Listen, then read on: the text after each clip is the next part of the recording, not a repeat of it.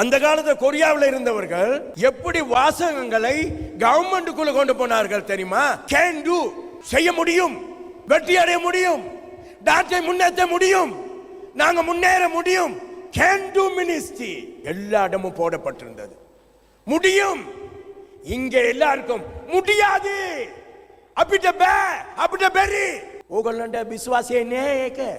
நீங்க அப்படி சொல்லும் பொழுது அது விசுவாசம் இல்ல. இங்க மலையத்துல முடியாது, கொழும்புல முடியும். அதனாலதான் இப்படி இருக்கும். மலையத்துல ஜொப்பு இல்ல, நீங்க சொல்ல சொல்ல ஜொப்பு இல்லாம தான் போகும். இங்க முன்னேற முடியாது.